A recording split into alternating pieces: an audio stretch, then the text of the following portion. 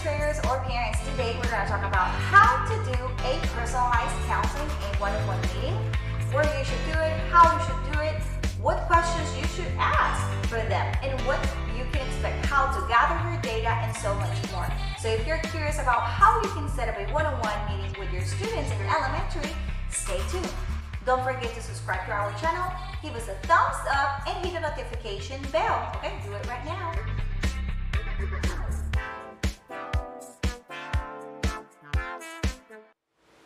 So I have Sophia with me. Welcome, Sophia. The first thing that you're going to do, obviously you're going to have, whenever the students say your office, you need to have your computer ready with your Google form and the questions that you're going to ask. What you can do before that, once you go to the classroom, you set up with your Google Calendar when you're going to visit the teacher, because the teachers, remember that you're going to do this with your whole school. You get to know them, you get to see who goes under their radar, how they feel, and you start connecting with them right away. You can identify who needs your services, maybe individual counseling, maybe your small group counseling. And based on the data that you collect from this individual counseling meetings, you can see what are your action steps or what are the needs of your school as well. If you need to connect to parents with different resources and so much more. So let's dive in. The first thing is that you coordinate with the Google Calendar and a verbal agreement with the teacher when you're going to visit their classroom and when the students are going to visit you. Take care of the time and all the logistics that are very important to keep the process smooth as possible.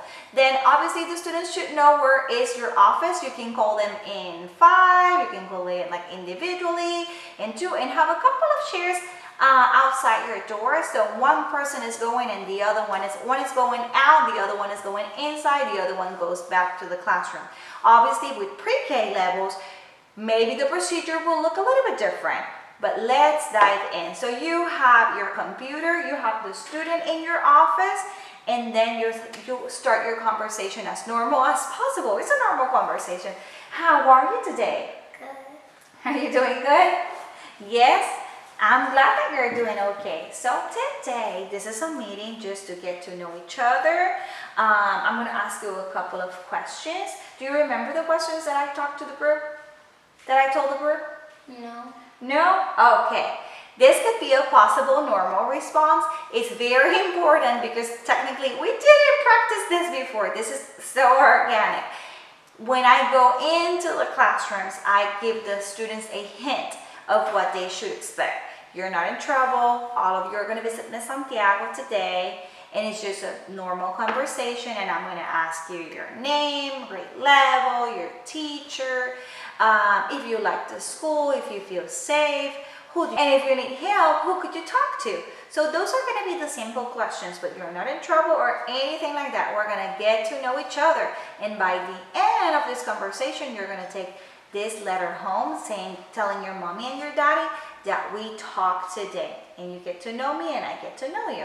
So before that, you make that intro to the whole group, and then you start your individual meetings. Okay, so the student's name, and I have my Google form over here with me.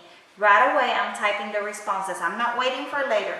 Another thing that you can have is your roster over here or over there, and you can start highlighting the students that you already saw, okay? Okay, so her name is Sophia. I'm going to type that in. Sophia. And you are in, let me see, you're in first grade? Mm-hmm. Yes, I'm so happy. And your teacher's name is, and they're going to tell you, don't tell me your teacher's name. You're going to type the teacher's name so you can keep track of the data. Are you new to our school? No. You're not new. I know. I remember you from kinder. And do you like the school? Yeah. Yes, that makes me so happy. Do you have friends, Sophia? Yeah. Can you tell me the names of your friends? Torin, Raylan, Bella. Oh, there's a bunch of friends. Let's pause for a little bit right now. The question is basic. Do you have friends? It's up to you if you want to ask them the names of the friends and if you want to ask them anything else, okay? But the basic ones, do you have friends? We want to identify if they're lonely or maybe they feel like nobody's their friend and how we can support them, of course. Okay, the next question. And this one, I'm going to tell you a little bit more by the end of this video about these specific questions to avoid any understandings or confusions. Who do you live with, Sophia? Mom and Dad. You live with your mom and dad? Okay. Thank you for sharing. What is your favorite thing to do over the weekend? Hang out with my family. Hang out with your family. Thank you. Because also other options that we have for the students are play outside or play video games, play with your iPad. Maybe you can put on a response that is, I don't do anything. And those type of responses are going to let you know, there's like a hint that something, maybe you can support them. With the previous question, when you're asking, who do you live with? The goal is not to know the whole thing about the family. The main goal is that, some students, for different reasons, they leave maybe 4 days with mom and maybe 3 days with dad.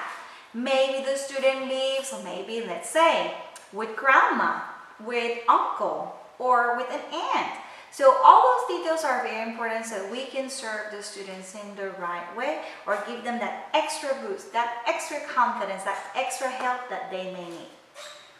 The next question, what do you might want to be when you grow up? Veterinarian. A veterinarian, so you like pets and animals? And you're going to type that response over here because every single student is going to tell you something different.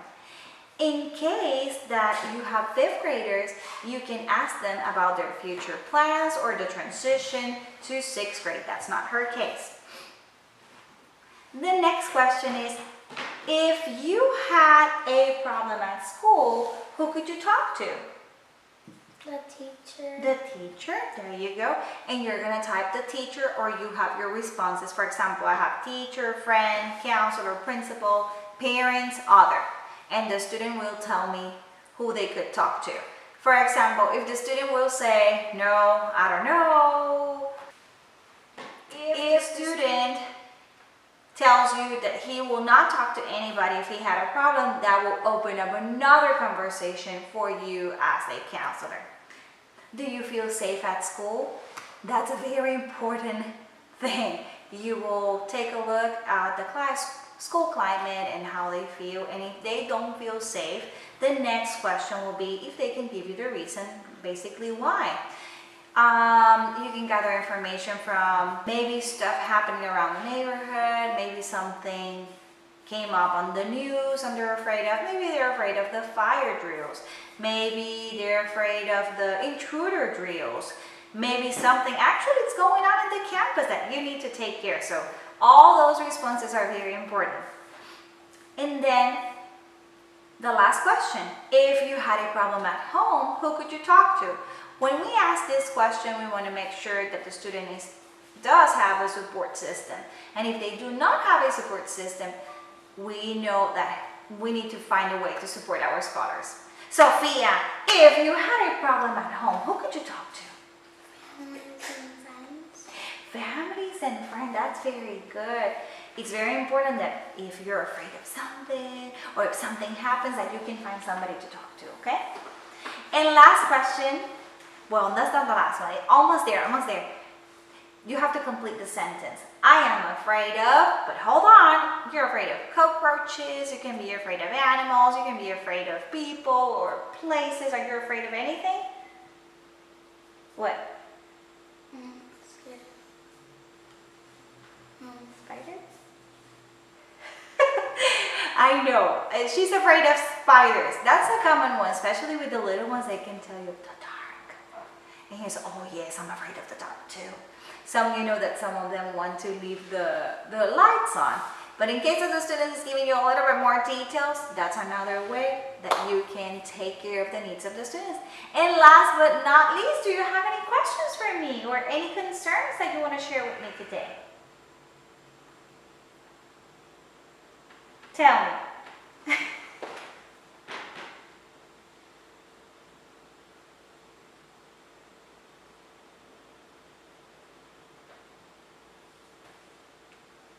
Nothing?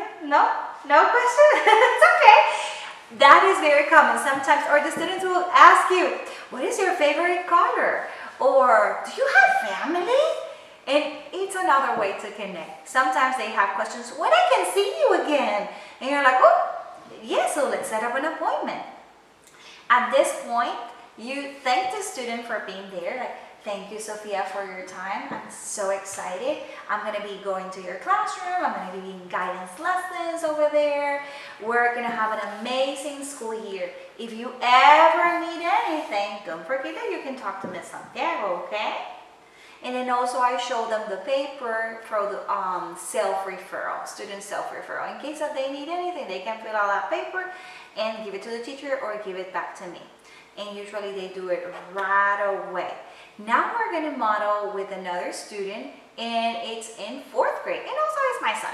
So come over here, my friend. Thank you, Sophia, for your time. After that, you can reward them with a candy or with a pencil, and you give them the exit ticket, which is a letter, or you send an email to the parents that you talk to them. That is a new initiative that you want to get to know every student in your campus. And you had a meeting, an informal one. Some of the parents can get like, what? Wait a minute. And then once you explain to them, they will get it. They will get a no, we're not looking for nothing specific. Everything is fine. This is just a wellness checkup. I want to connect with them.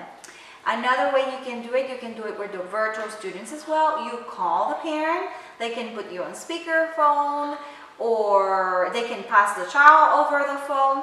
Those phone calls are a little bit different. I start explaining, hey, I'm just checking that everything is fine. You can hear everything we need to say and keep it crystal clear. And obviously, the tone of your voice must be smooth and kind and peaceful. Remember, this is something new that we're incorporating. Some of the parents feel like you are may feel that you are interrogating their children, or maybe that you're looking for negative stuff in their family. And that's understandable. Just be mindful of it. The way that whenever you ask the questions, make sure, watch your tone, watch your posture, watch your attitude, smile, and make it friendly for kids. Once you're done with that, if the student doesn't have concerns, you can classify them: green, no additional needs identified; yellow, some additional needs identified; and red, significant additional needs. When you run your reports, you can see all that data and start building your groups, small groups, your individual counseling services, and so much more. But don't forget also, if you have your roster, because you're going in order, you don't want to miss any student, make sure that you make a star next to the student's name, okay? So let's practice, let's model again. This one is going to run a little bit more faster because I already explained this to you. And come on in, Adrian.